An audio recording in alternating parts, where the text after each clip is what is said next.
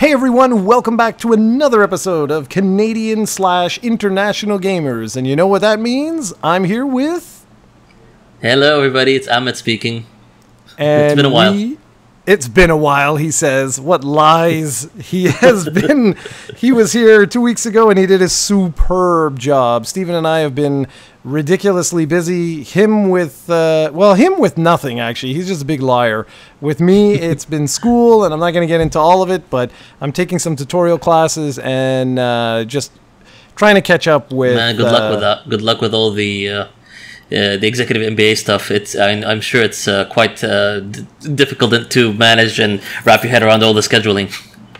Well, I'll let you know come August, because that's when it like really kicks in. Right now it's just tutorials. It's not so bad, and I'm almost giving up on the on one of the two subjects, only in the sense of like it's not even worth doing the problems and stuff like that.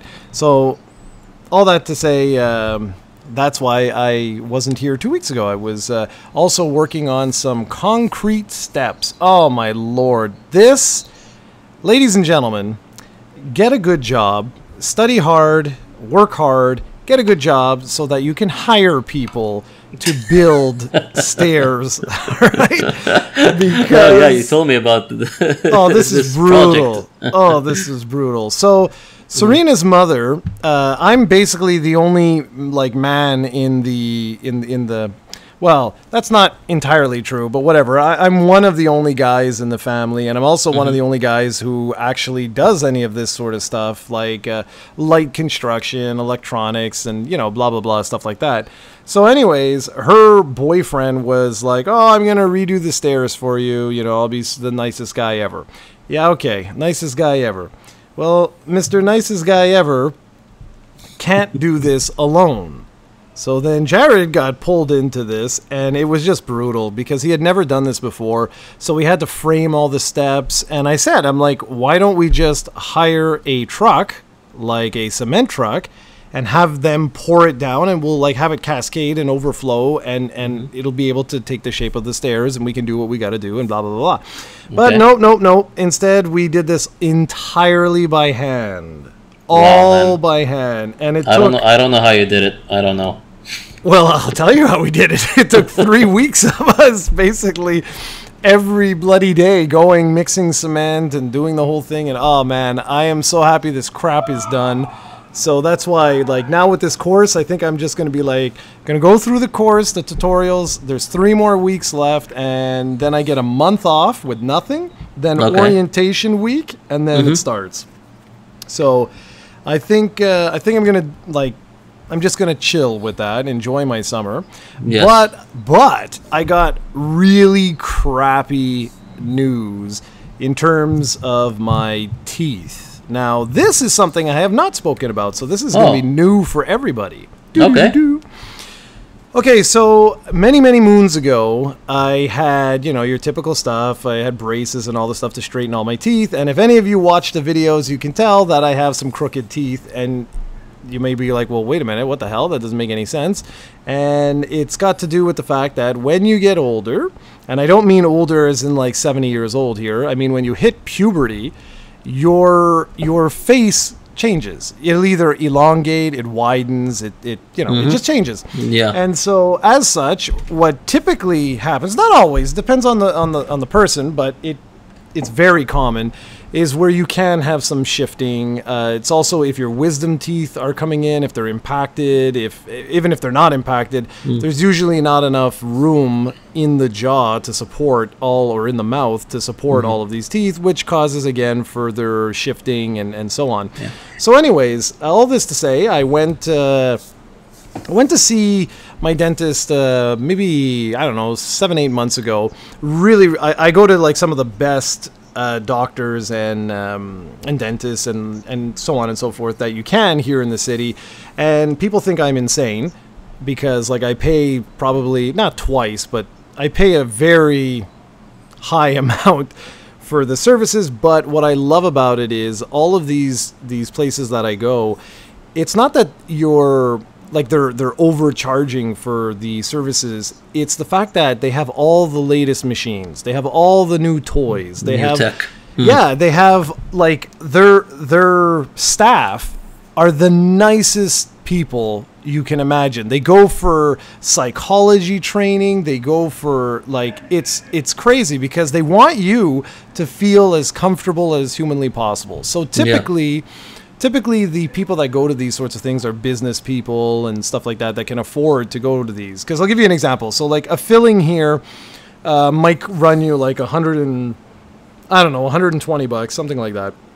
With these guys, it's going to be like $290, something like that. So it is a substantial like investment, I guess you would say, or whatever price hike. But I really find it totally worth it, and the price has nothing to do with where this is going.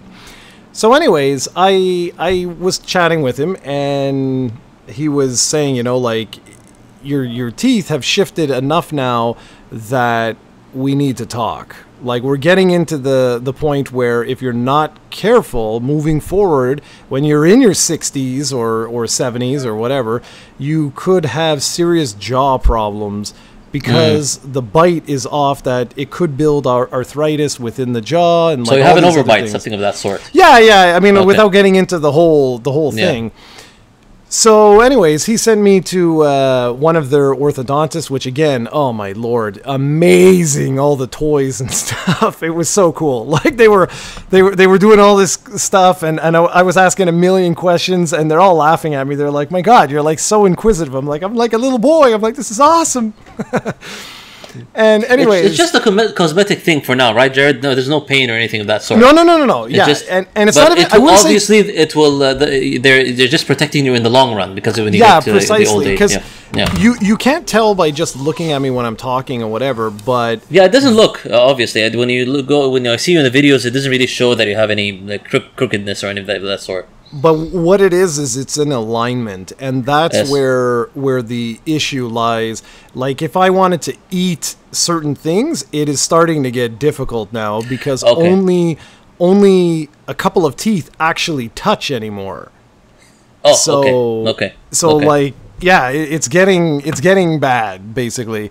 So the doctor was basically like, we're going to put together a dream team for you of surgeons, orthodontists, and myself, like the regular dentist. And he's like, and we're going to make you a package. So I got the news yesterday, and oh man, I was like, this is really crappy, because basically no matter what I do, major surgery is required. So at what point? At what point? Like a few years down the road, or when is? Oh well, yeah, no. So first, if I decide, if I decide that I want to do this, it would be in about a year and a half. Okay. Because they have to prep you for this. For the surgery. Yeah, it's got about. I remember you've been saying that you've been you did wear like a something at night, a brace of some sort, right? Yeah. Well, that was a long time ago. Part of the overbite, or did no. That was something else there. That's a different thing. Okay. Yeah, that's. But now, like, given that, like, that's all. That was in the past. We're waiting on one more thing, is to see that, like, are any of my airways blocked? Because if my airways are blocked in any way, and this surgery can help with that, then I'm gonna go with like the more how can I say this, invasive procedure. Yes. Only you don't have any sleep apnea or any of that sort, right? Well, that's what I'm saying. Like I don't know. And so we're gonna test that out to see which there's basically two options that I have. One of which is your downtime is between 2 and 6 weeks to recover. And the other one is it's all day surgery. The problem is that it's multiple surgeries over say 6 months, 8 months, something like that. And so that's why I'm kind of like, well, I would say go for the one. Man. Yeah, amen, right? Exactly. Go for the one. It does. Multiple surgeries is a bit, even though they're maybe less invasive than the one, you're still gonna have like multiple recovery times between these surgeries. Yeah, precisely. So I'm gonna have probably like a whole episode, not a podcast, but like I'll probably do a whole video talking all about this, because people will notice like, you know, certain things happening and being like, what the hell is happening? It's also nice to It's good that you're aware of this, and it's good that a video like that will educate people, because not a lot of a lot of people ignore the overbite and just keep it as is until they get to their 60s, where it gets like, okay, you can't do anything anymore. No, exactly. And with the crew that I have, what I love about these guys is, like they say, they're like, Jarrod, your gums and your teeth are ridiculously healthy. Like that's not a problem, And I have all my real teeth. I have no real issues here. It's just this. And so, like they're saying, they're like, if you can fix this, you'll be set for the rest of your life, because so today, sort of like a preventive. Yeah, well, that's just it, exactly. Yeah. So, okay, enough with the whole thing. We'll probably have a few people who have already closed off of this, tuning out. Yeah, exactly. They're like, who cares, man? Get to the good stuff. Get to the games, man. So, okay, so before I ask you, what you've been up to and stuff like that, I want to actually tackle. We're gonna do this in a weird way. Okay, go for it. So we're going to deal with the Canadian games first. Then I'm going to ask you what you've been up to. And then I have two other little things. That sounds nice. All right. So for those that don't know what I'm talking about, Canada Day is on July 1st. Hooray! Woo-hoo! And so, Steven, we got to give credit where credit's due. And, he always says he's the brains behind the operation. And he does have a lot of good ideas. I'll give him credit there, even though he's the worst. So he wanted us to basically talk about, he said the top 5 Canadian developed games. And I said, nah, that's boring, because if we do that and we actually spend time doing research, I assure you we're going to have very, very similar lists. So instead, I'm going to say to hell with him, and we're going to talk about basically 5 Canadian developed games. So I'm going to read off his list first. And I purposely didn't pick the same games. I did this all on purpose because I was like, it's going to be boring to just talk about the same things. So he put them in order, though, of his top. So that's just tough for him. So number 5 was Batman Arkham Origins, which is funny because it's actually a phenomenal game. Did you ever play that series, the Arkham Knight series? Unfortunately, no. But I was always interested in the first 2, I would say, Arkham Asylum and City. I played a bit of Asylum, but unfortunately it flew over my head with all the games that were coming out at the same time. Okay, well, that's cool, man. Yeah. Arkham Origins is the one that everybody badmouths. They're all like, whatever. Because it's the side one. It does not by Rocksteady, if I'm not mistaken, right? Yeah, exactly. Yeah. And what I find really funny about it is it's actually a superb game, and it's one of the best Joker stories ever. So why do people have a problem with it? That's my question. I don't know. It's weird, and I'd actually like to hear what a lot of you guys say. And I mean, it didn't have the same voice cast, and I think a lot of it has to do with that kind of stuff. Mm-hmm. But I'm very curious to hear what other people have to say about that.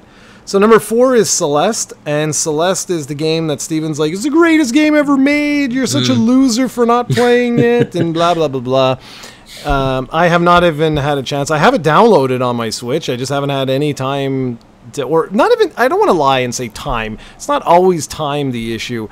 It's like I haven't had any interest in playing that. Have you actually played that one? No, I'm waiting for a discount. With these indie games and these multiple games for the Switch, I usually wait for the first discount that I could get, like a 30%, and then just immediately go for it. Are you interested in the game?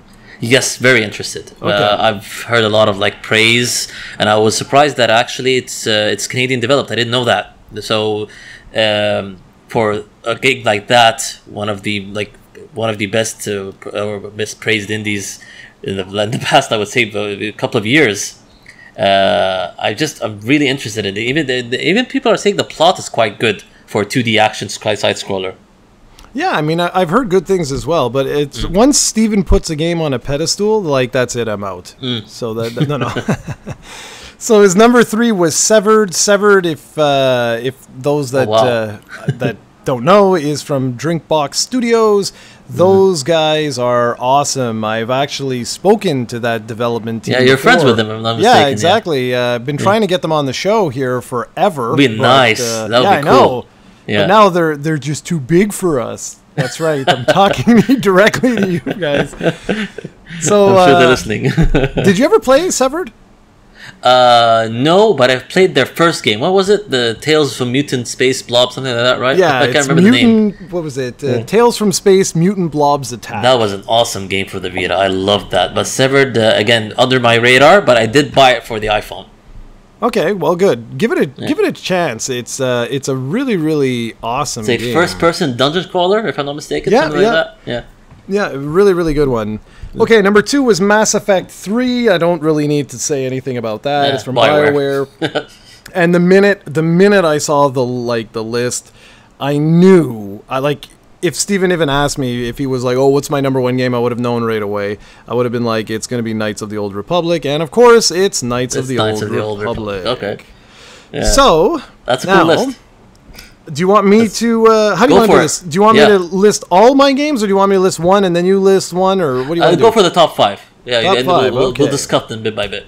Yeah. Okay, so again, mine are not really in order. I just, as I thought of the games, I just wrote them down. So the first one is a game that I have not spoken much about, and it's Cuphead. Nice. Cuphead is also, I didn't know that was Canadian developed. Yeah, really cool. Yeah, that game is reason enough to. Well, I think it's on PC as well now, isn't it? Yeah, I didn't know that you actually played through it. I did. I Nice. did indeed. Yeah, and the truth is, I've mentioned this probably on a podcast or other videos or whatever. I don't have an Xbox One hooked up anymore. I disconnected my Xbox One a long time ago now because I just wasn't playing it. But I have a good friend of mine that was like, you got to come over and we got to, we're going to go through the game. So we went through the game, and yeah, just that is a game. That is an awesome run and gun game. If you're a fan of Contra or any of that stuff, I really need to check this out. Yeah, the aesthetics alone, I'm a fan of because of the old school cartoonish, like Tom and Jerry aesthetics. I really want to get into it someday. And if you don't have an Xbox One or you don't really have interest in buying an Xbox One, I'm fairly certain it's on Steam. So I'm pretty sure you could just pick it up on PC, and your PC is strong enough that you could handle this to work. Okay, nice. So my number good stuff. That's a good pick. Yeah, see, not bad, eh? All right, so my next one is Guacamelee. I would have probably, I don't know. I'm really not sure if I would have picked Severed, but I wanted Drinkbox Studios to pop up here because they're a phenomenal developer, and they really deserve more accolades. These guys have put out some unbelievably wicked games. Guacamelee is a Metroidvania style game, but it's it's a fighting game. It's really messed up. It's not a fighting game as in round one fight, but it's imagine if Super Metroid wasn't using projectiles and stuff like that. You had to actually go up and beat the crap out of enemies, and there were a bunch of combos you could pull off and all this sort of stuff. That's what I love about Guacamelee. Yeah. Absolutely amazing game. All right. I wish I had time to play that as well. It felt, the fighting system felt like it's a 2D God of War to me. That's why when I always saw it in motion. Yeah, that's good. Yeah, that's actually that's fair. Okay, so the next one is a game that Steven actually introduced me to. And this is a messed up game. It's another indie game. It's Death Spank. Death Spank is one messed up game. Have you ever heard or seen that? No. Well, you got to check that out. I don't know now. I don't even know what platforms it's available on. Today, it's probably still only on the 360 or whatever, but who knows? But it's basically it itself is a dungeon explorer type of game where you go around and you just it's like a Diablo type of game, but the humor is just ridiculous. Just absolutely ridiculous. I think the second one was the Thongs of Virtue, it was called, or something. I don't know. It's one of the dumbest, most ridiculous games ever. And it was done by Hothead Games out in British Columbia. And anyways, just a brilliant, brilliant game. So there you go, Steven. That's kudos to you. And speaking of Steven, for a guy who's not here, I'm talking a lot about him. The next game is Dead Rising 3. He and I had so much fun with that stupid game at the launch of the Xbox One. It was ridiculous how much we would laugh and do. And when that expansion came out, that Super Ultra Omega, whatever it was, that was just, it was ridiculous. We had an utter blast. I'm glad that they Capcom handed over Dead Rising to the Vancouver studio, because I didn't like the first one as much, but the second one I was crazy hardcore into. And it did also have online co-op, and you could match up with random people. It was quite fun to play. I'm sure that it's similar to Dead Rising 3. And so whatever you praised, I didn't play 3, but I played 2. So all praise with Dead Rising 3, I could relate to it because I played the prequel. And I'm sure you would have had a good time too with the third one. And my last game that I wanted to talk about today, I've spoken about this game in the past I believe in one of our Halloween specials. I may have done a video on this. I don't believe I've ever done an actual review of this game, but it is Eternal Darkness on the GameCube. Oh man, you stole mine. I knew it! Yes! That's okay. But that game, I've mentioned. I had to have mentioned this multiple times over the years. I had to have. But that game was the only game to this very day that ever actually made me, like, freak out. And only for one scene. And that had to do with the volume on my TV. Because, if you know, once the sanity effects start to kick in, and it's like, we're deleting your memory card, and there's like a volume. You actually see like the volume menu pop up, and like you see the volume going down. I actually, when I say freak out, I don't mean as in like, oh my God, I'm so scared. I mean, I actually got up and went, what the hell's going on with my TV, and grabbed my remote. And this is coming from a guy who knew full well what this game was all about with the sanity effects and stuff like that. And it's the only game to ever actually get me, sort of deal. And I always talk about that, how I was standing there with the remote in my hand, turning the volume up on the TV. I'm going, what the hell is going on? And I still have a good chuckle with that, going like, God, you're an idiot. It would be awesome if we actually like get comments from users or fans, or we actually like try to like find a compilation of stories that relate to being tricked by the sanity effect, because I'm sure most 99% of the people who played this game had to be tricked by one sanity effect or another. Your story is quite hilarious. I had something similar, but it was the blue screen that happened with the GameCube, and your save is going to be deleted. I was tricked. They tricked the hell out of me. I was freaking out. No! I was like, no, it's in the middle of the game. Man, the sanity effect alone, it's and the story, it's the replayability, everything about this game. It's for me, it's the greatest horror game I've ever played until to this day. Nothing tops it. Yeah, man, it was one to remember, and it still makes me very sad what happened with that studio after. Yeah, man. And they really tried doing the Kickstarter route with Shadows of the Eternals, and I was looking forward to it, but nothing came about it, sadly. Yeah. So, man, it's your turn. Now, obviously, we have one of your games. What are the other four? That was number one, yeah. So let's go from 5 to 2, I would say. I have them in order, relatively. The fifth one is one that's surprising, and I didn't know it was developed by a Canadian developer. It's called Def Jam Fight for NY. Have you ever heard of it? Yep. Yes, I have. Yeah. It's co-developed by EA Canada. I'm kind of cheated, but it has its hand on Canadian developers. The other developer was AKI Corporations, the same people who did the N64 wrestling games. And for me, these games are absolutely amazing. I love all the N64 wrestling games because of the pace and how like it's more of like it's simple to control and hard to master, and there's a lot of mind games with the controls. And what they did was they took that engine and upgraded it for the next gen, which was the PS2, and made it more fast-paced and used rappers as the avatars or the characters that you play as. I'm not a rapper fan, but having a DMX gonna give it to you, playing in the background while playing as a rapper and using the AKI style controlled, and there was a really like deeply developed story for that game as well.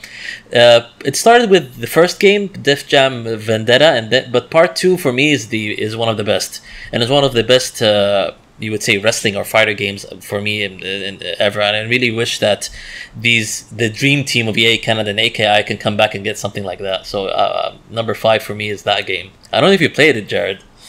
Never played, but know about it though. Yeah. And I know that you're like the hardcore wrestling fan. You're still a big fan of wrestling. Yeah, I watch occasionally. I go for the monthly pay-per-views mostly. I don't watch the weekly ones anymore. It's just too, like 3 hours is too much to sift through, I would say. Yeah, well, no kidding. I don't know how anyone does that. 3 hours. Yeah, I stopped. It's too long, man. I just get the YouTube excerpts. They start posting the WWE. They post like these 1-2 minute the main things that happen in these weekly shows. I watch those from time to time, but I stopped watching it fully. It's just too much. Yeah, I don't blame you. Yeah. So number 4 for me is Mario Strikers Charge from Next Level Games. Next Level is my favorite Canadian developer of all time. They're absolutely amazing because they take Nintendo's properties and they make it their own. And they did that with Mario Strikers Charge. As soon as you see the intro of that game and the electric guitars blaring and the more, like you would say, darker side of the Mario universe, you're all in. And Mario Strikers, even the gameplay is quite innovative because they, like what they do with Mario Tennis, they sort of blend like fantasy soccer with a very fun and like rhythmic gameplay mechanic and passing and shooting. It's really cool, and the Wii controls weren't that annoying with that game. They use it once when you're trying to like get the goals as the goalie, and aside from that, it's just all regular controls. And for me, the music. I still recall interviewing the composer, and for me, he still makes amazing music, and he's so underrated, man. I'm just checking the developer Next Level Games to get a list of all the different games. Do you know what the game was for me? The game that really put them on the map? Take a guess. Yeah. Let's see if you can guess what. It's a Wii game. I'll help you out. It's a Wii game, and I was just floored. Yeah, it might be by number 3 on the list, which is Punch-Out. Yeah, man. Yeah. Nice. Yeah.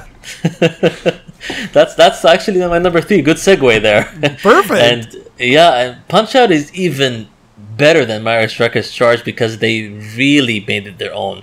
A lot of people say that it's, I don't agree that it's racist because they sort of make fun of the different ethnicities, but they do it in a very playful way, and it's quite hilarious actually. Like really simple things, like when you're fighting Glass Joe and he's from France, and the dizzy animation effect is the cross zones instead of birds. These type of stuff. It's quite funny, and the gameplay. Even though I'm not a Punch-Out fan, I did not play the first 2. This one I absolutely loved. I didn't finish it because it was so difficult. It got difficult towards the end. But the fact that I watched a couple of experts play it, and there are so many ways to like one punch KO an opponent. It's so mind blowing how the intricacies of getting all the gameplays of the old games and just making it new again. You're a fan, man. You're a fan of Punch-Out, right? Yeah, damn right. Yeah. I was very disappointed. I mentioned this so many times over the years, but like the N64 era, as awesome as it was in a lot of different ways with a lot of different wicked games and stuff like that, I looked at it as like the dark times in a lot of ways because so many franchises just disappeared. Where the hell was Metroid? Where was Punch-Out? Where were all these quirky games that like unicycles and all, like just where was the Nintendo from the SNES? Like where the hell, what happened to them? And of course I know the answer, and you all know the answer, and we all know what happened. Just the N64 took up way more resources than they originally thought it was going to, and then it wasn't as popular, and so on and so forth, and blah blah blah blah. So all this to say that, like even GameCube comes out, and that's one of my favorite consoles of all time. I love that little purple box, but there were so many games that I thought by that point, I thought we're gone for good. You know, like if you would have told me that Punch-Out was going to make a comeback, I would have said, you're out of your mind. You know, yeah. And so, and here I am today, and I'm like, oh man, they got to make another Punch-Out. Like, I want them to make another Punch-Out. And do we know what they're working on? I think their last game was Dark Moon, right, for Luigi's Mansion? Yes, that was our last game, and we thought that they were developing the remake on the 3DS, but I don't think they're making that. I think it's internally developed, if I'm not mistaken. So I'm wondering, well, like, what the hell are they doing? It's gonna be interesting. I really hope they get back with a Switch or something with like new Mario Strikers or even a new Punch-Out or something. That would be really cool. Yeah, that would be. All right, man. So what's next? But you know that it also gets me to the point that everybody they're making fun of the Wii and how it doesn't have any games. And look at like Punch-Out alone, you know. Yeah, I know. And all the next level games. Yeah. Oh, that's one thing I will never do. Okay, like that's one thing. Like when I talk about the Wii, I'm very, vocal about. I did not like the fact that they didn't have a standard controller like they did with the Wii U and they've done with the Switch. That's the only sort of thing that I disliked, was the fact that you didn't have the option of, for example, like the Metroid Prime trilogy. You didn't have the option. The option for standard controls. Exactly. Yeah. That's it. Like, other than that, I would shut up, because there were so many good games that were released on that platform that it's a friggin' shame, man. Just that Metroid Prime trilogy. Like, I'm dying, absolutely dying for them to release the Metroid Prime trilogy on the Switch. And I was that's actually one of my biggest disappointments from E3, that they didn't announce that. I was really, really hoping that was going to happen. They really should, because that's a perfect introduction to Metroid Prime 4. If they really want to make the game and make more sales for it, a lot of people actually played the Prime trilogy. Let alone even some of them, they just played the first one or they even played the third one. So they really should try to bring that compilation with standard controls. And Jarrod, you've been doing an excellent job segueing all my games, because Metroid Prime is actually my next in the list, and for me, it's the best game that Retro Studios ever made. Even though they excellently developed the Donkey Kong Country Tropical Freeze and Donkey Kong Country Returns, I still prefer the first Metroid Prime out of all their games. It's just there's something magical about that game. I remember we've been talking a lot about how everybody hated this game when it was announced, because it's so different, like blasphemy, you know. Metroid first person, what are they doing? But they actually, I don't know, for me it's the first Metroid game I played alongside Fusion. They were both released in the same day, so I got them both. And Prime was magical. I was engrossed throughout the whole game, and I still recall the days that I was on vacation and I got my GameCube with me. I think we went to Lebanon, and I still remember the days for me trying to complete Metroid Prime, because I actually cut off for a couple of months, and then I played it during vacation. It was an absolutely magical experience. They successfully, because I was playing it alongside Fusion, so I saw where they took all the 2D elements and successfully recreated them in the 3D space. Yeah.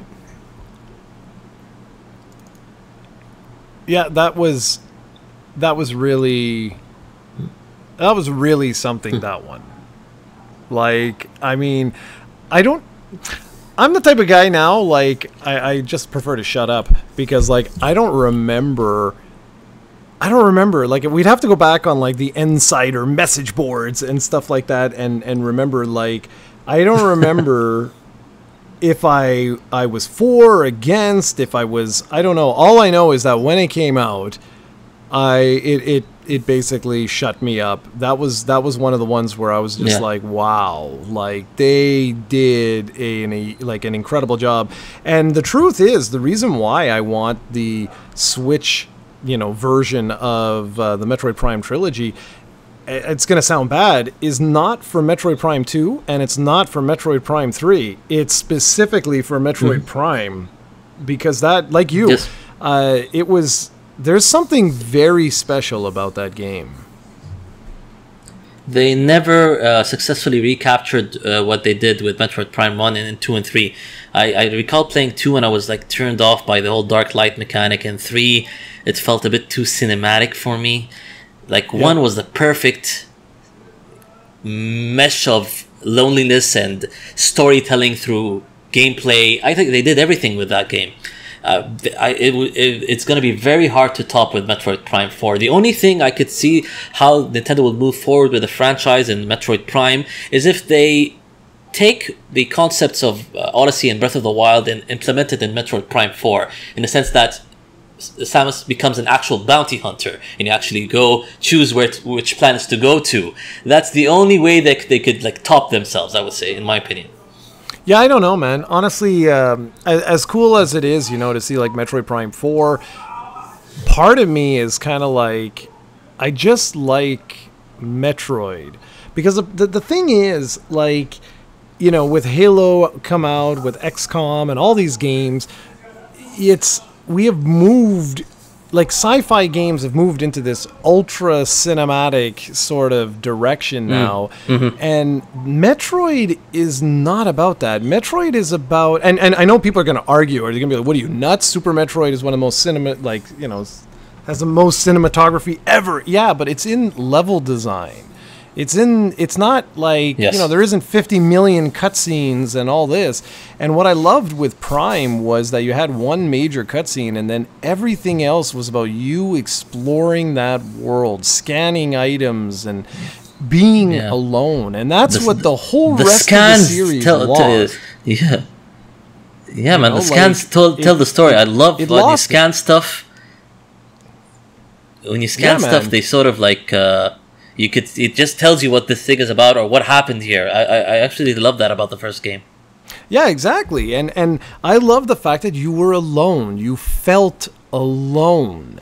In all the other ones, in 2 and 3, it didn't quite have that same level of isolation, that claustrophobic sort of feeling.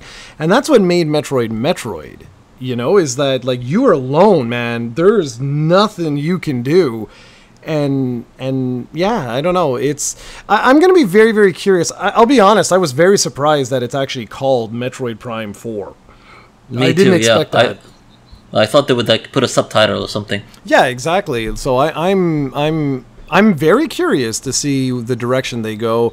But I will say again, I think the wise play here is to get the Metroid Prime trilogy on Switch as fast as they possibly can, or at least lining it up to the release of the other games, sort of like what they're doing with Shenmue. I think that's a very, very good idea on Sega's part to release Shenmue 1 and 2 HD, knowing that Shenmue 3 is coming out, because otherwise it'd be like, well, who the hell is going to buy Shenmue 3? The vast majority of people have no idea what Shenmue even is. Yes, me included. No, exactly. Back in that days, I need to get I caught up in a way. Yeah, I'm going to be very curious to see what people think of that particular series today. So, okay, so now we're done with our whole Canadian list there. My goodness, it's already been like 40 minutes. We have such big mouths, especially me. And so what have you actually been playing? Because my answer is really, really simple. I've only played one thing. So what have you been up to? For me, luckily, after June 20th, because I had the dissertation resubmission and I finished that. So I have a bunch of free time now on my hands until I wait for my mark and everything. So before before that, for the past 3 months, I've been grinding, doing the dissertation, and so I cut off completely from gaming. When I got back, I obviously got back to Xenoblade Chronicles 2, and it really reminds me of how I tackled Xenoblade Chronicles 1. I remember telling you this. It's the nice thing about these long RPGs is you can play them in chunks, and you don't feel that you've lost any progress. Like for me, Xenoblade 1, I didn't play it for 6 months, and I was like 70 hours in. And then when I got back to it, I felt refreshed. You know, like, oh wow, this game is actually, you know, I'm not bored of it, you know. But Exactly. taking these breaks, especially in these long RPGs, is very healthy, because when you get back to the game, you're excited. You're like, oh, I got to, especially with Xenoblade 2, because they did the smart thing of like releasing content updates, and now you could actually bring in the characters from Xenoblade 1 into Xenoblade 2, which is absolutely awesome.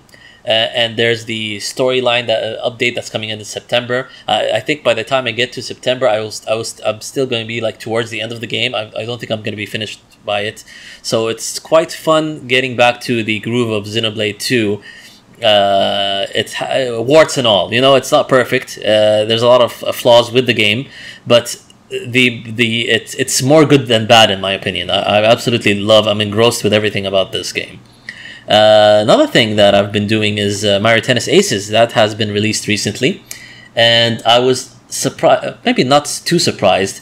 There's a lot of there's a big competitive aspect to it, more so than all of the previous games in the franchises, by adding these new like mechanics, the racket breaks, and each character having certain offensive and defensive options. It feels like a fighter hidden in the tennis game.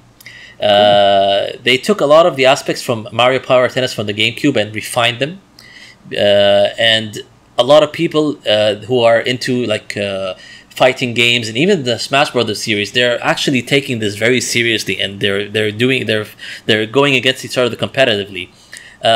Me included. Like, I'm going into the online tournaments. When the demo came out, I was rocking it, man. But when the full game came out, I couldn't win. I just won one tournament, and I've been getting my ass handed to me by people online. Part of it is that they're really good players. The other part is that they're abusing. Still, there's some balancing to be done with the game. Bowser Jr. is absolutely overpowered. And when you look up YouTube and try to find like a video of how to defeat Bowser Jr., you get zero results, because everybody wants to keep this secret hidden, because everybody's playing as Bowser Jr. I refuse to play as this overpowered character. I try to find ways to beat him. Maybe I'll try to make the first video ever. But again, I'm not the most awesome player in the world in Mario Tennis Aces. So I've been playing that solo online, and I've actually been bringing my Switch to my friends and been playing multiplayer. They do not like the new rules, the new like fantasy type tennis. You could slow down time and use these super moves. So we're going back to when we're playing doubles, we're going to the simple rules. They're more of fans of the older games, the first game on the 64 and the GameCube game when it was more simpler. So we disabled all these, and we're playing doubles, and we're absolutely enjoying it. It's awesome fun, man. Well, good, man, good. So those are two pretty big games. What was the thing that you were? Was it? It was Aces, wasn't it? With like some story mode or something. What was the game? I'm trying to remember now, because you had told yes, me. Aces also like, has with Mario Tennis, or so you mean another game? Well, no, that's I don't remember what you said. You were worried because you were like, "Oh, the last one was so crap," and you're like, "I really hope this one has a good like the story mode type thing is really good." Oh, yes. Yes, you're right. It's Mario Tennis. Yes, exactly. Yeah, the last one on the Wii U was absolutely terrible. There was no content at all in that game. Like they rushed released it basically because they didn't have anything to release on for the Wii U back in that time period. So basically what they did, Camelot, is they took the same engine and they refined everything. I did not play much on the adventure mode and Mario Tennis Aces. And this is the first time that they ever do an adventure mode for a mainline Mario Tennis game on a console, because they did always do them for the handheld. obviously the handheld games will always be superior, no matter what, because they simplified a lot of aspects. The handheld games are more like what you played with Golf Story. They're RPGs, and they have like all the RPG aspects with the tennis gameplay. This one, there is some light RPG light mechanics, and it's more like a level based. You go to level 1, level 2, and the adventure mode teaches you how to actually play the main game. It's quite fun because there's cinematics, and they try to like do this really weird like story. Everybody's making fun of because there's this magical racket, golden racket that has like 5 stones. It really seems like the same gauntlet that Thanos holds. So a lot of people are making fun of making memes of that, like Luigi holding this golden racket, the infinity racket, the infinity stones. So it has this really funny fantasy based story, and there's a lot of text. The dialogue, surprisingly, for a Mario game. I played a bit. It's quite nice to play. It's fun. But again, it won't top what you see in the handheld games. Okay, well, that's interesting to know. That's interesting to know, and I like that. I like the Luigi as the infinity racket. All bow before Luigi. So I actually have been playing basically just one thing, and you'll see it if you notice like what I've been playing on the Switch, which has been Bloodstained Curse of the Moon. Oh, which nice. That's basically, a nice pick, man. I've played a bit of that. Have you tried that yet? Yes, I did. I've played a bit of it. No, actually, not a bit of it. I've like, I didn't beat it, but I'm at the final like castle at the top. The final boss. I could not beat this final boss. Okay, but is it your first time? First time I ever play a Castlevania type game like this. Okay, because you have to beat it a couple of times in order to get like the real ending type of thing. And I don't want to spoil it. I don't want to spoil it for you, but interesting. The game actually changes. So it's not exactly the same thing when you go through it again, and that's all I'm going to tell you. Okay, I'll leave it at that. Nice. So I thought I was like, why is it short? And no, it's not so. It has replayability. That's cool. Yeah, big time. I love. Oh, so that's why the first levels had some places that you can access. Exactly. Oh, now I'm like putting 2 and 2 together. Yeah, there were some places like you needed the other character to access. Exactly. Ooh. Now that's an interesting twist. And also, so like I'm not going to spoil anything, but so you get to play it again. I'll leave it like that. And then when you finish it the second time, you then have to use your noggin and realize that, you know, when you met your first like whatever partner character. Mm-hmm. Do you remember like what you had to do to get them to join? I'm trying to remember. I can't recall. Well, I'll tell you. Please remind me. You had to press. You basically had to press up on the D-pad or on with the analog stick or whatever. You basically just talk to them. Okay. So the question, I'm going to ask you is next time go through the game, play through, do the whole thing. But what happens if you just kill them instead of talking to them? What the hell? Exactly. And then what happens if you just ignore them completely and walk right by them? And that's it. That's all I'm saying. But go ahead and try that. Dude, you blew my mind there. So, you blew my mind. You could do that? Yes, you can. And you get completely different endings and everything. Like the game changes depending on what you do. But I will say, kill them. Not like, okay, play the game, finish the game where you're at, play it again with the new mode that unlocks, and then play it again and with new saves every time. And on your like last session, go through and kill them all, and you're gonna lose your mind when you see what happens. It's bloody wicked. Damn. So anyway, I don't know if I could. I'll try to beat the game with one character. It's so difficult, man. Well, you'll see. You'll see. Just kill the other characters. I don't want to spoil it, but you'll see. You'll see. So anyway, so with that in mind, like I've gone through the game like I don't know, like a whole bunch of times. And I got an email. Yesterday, I think it was. Yeah, yesterday on the 28th, I got an email from Kickstarter saying, "Hey, Jarrod, but your E3 2018 demo of Bloodstained Ritual of the Night is now available for download." So I went, "Oh yeah, baby." And that's actually going to be up tomorrow for all of you guys. I have it, tomorrow. This podcast is going to be released on Sunday, so that's it was yesterday. And it's amazing, man. Absolutely amazing. I heard that the demo was absolutely extensive, the E3 one. Yeah. It's so I don't even know what to tell you. Okay, so I recorded my very first playthrough of the demo, and I don't even know. I have to go back and play it again because I don't even know what the hell I missed. Because the first, it starts off with the same demo that was released when the Kickstarter first launched. So that that alpha build, beta build, whatever you want to call it. Except this time, all the voice actors are in it. It's been completely fleshed out, so the full system, all the gameplay mechanics are in there now. It's all polished up. The graphics have been tweaked ever so slightly, and so on and so forth. And so I thought that was it. I was like, oh, this is really cool, they're showing you the progression they made since the last time you played this demo. But then, nope.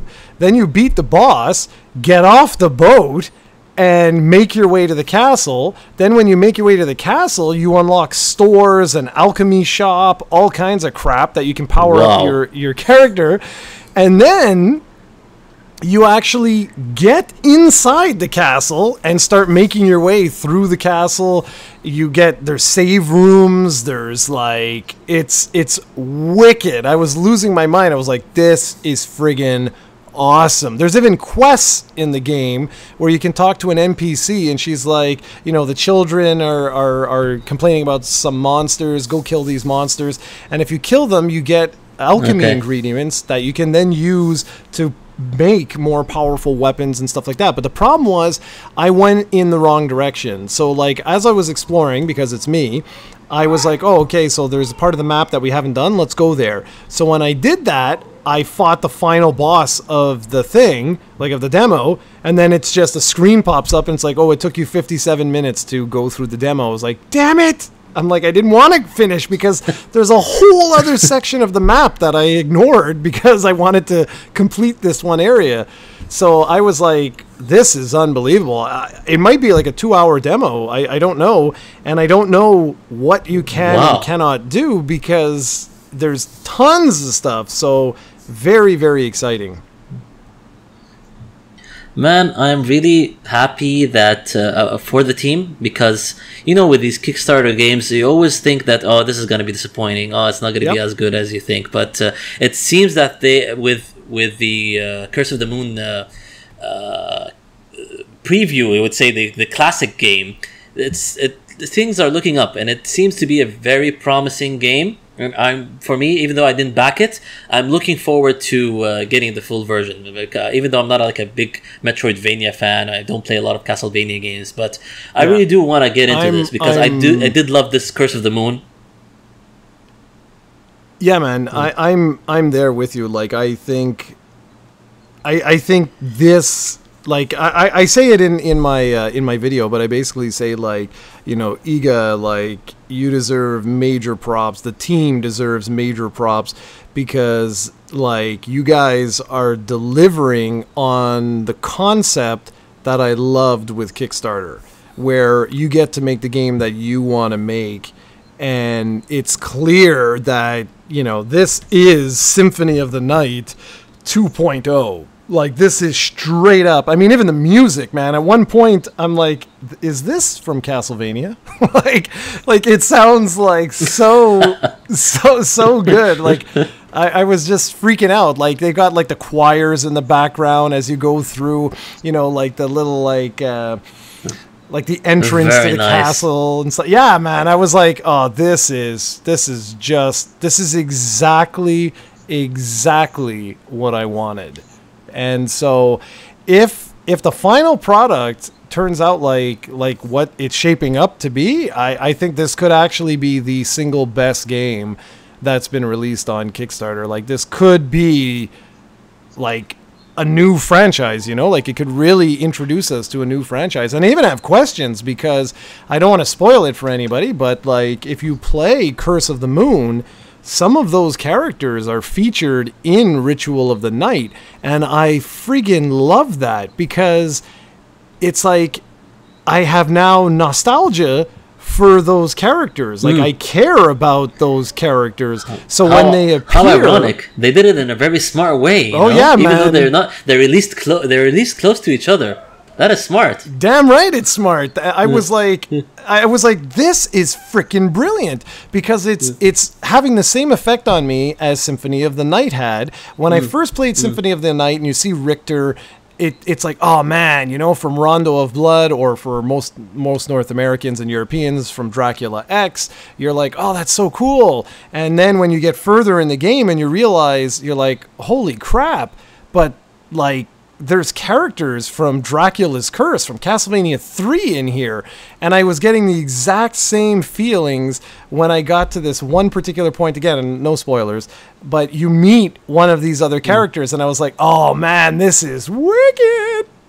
And so really very nice. Yeah, really, that sounds so exciting, dude. Really looking forward to this. I'm really looking forward to this. Same here. You hyped me up now.